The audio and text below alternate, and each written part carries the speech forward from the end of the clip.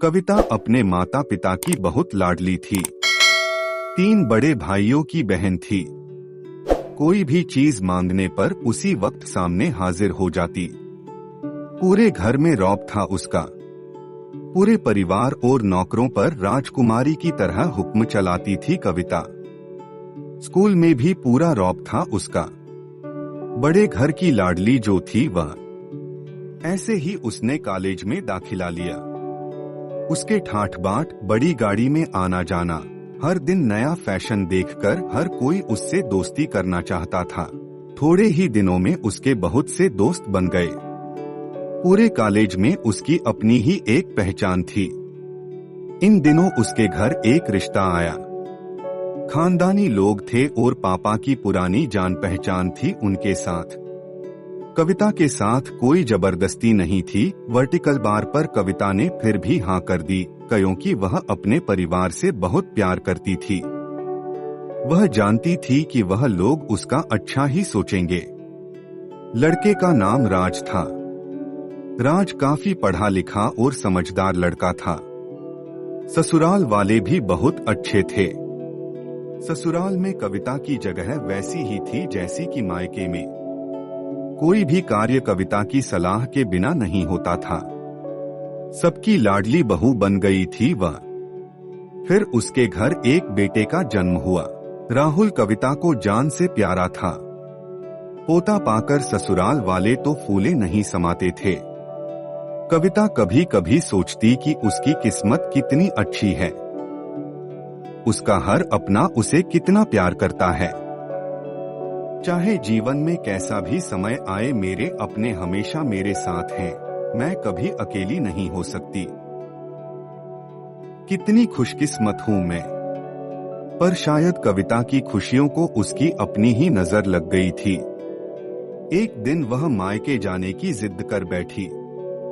राज को बहुत काम था, लेकिन वह फिर भी उसे ले गया। रास्ते में उनकी गाड़ी अन्य गाड़ी से टकरा गई।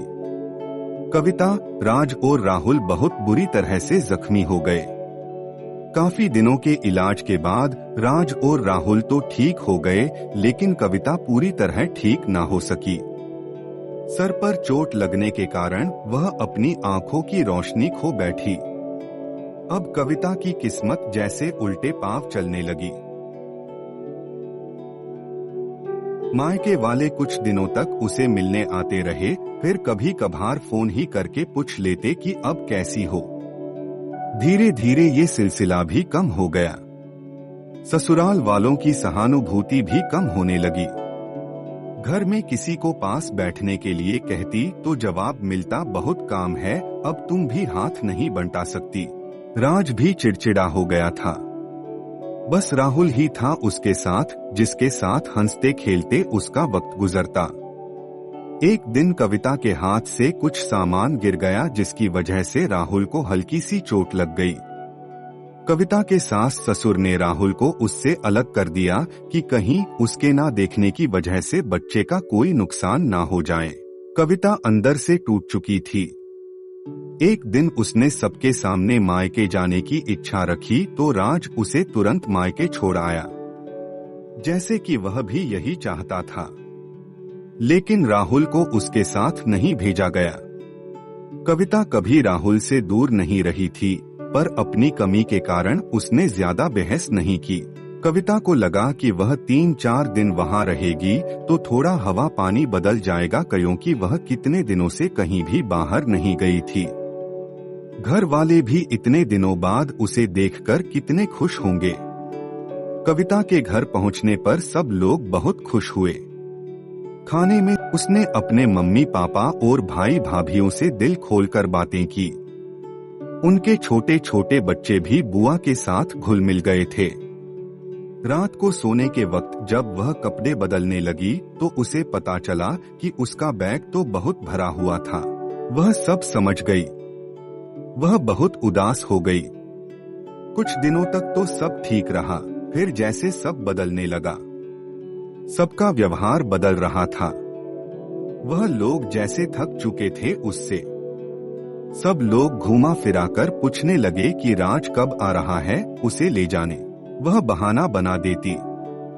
जबकि वह जानती थी कि उस घर में अब उसके लिए कोई जगह नहीं। कविता से चलते वक्त कुछ ना कुछ नुकसान हो जाता।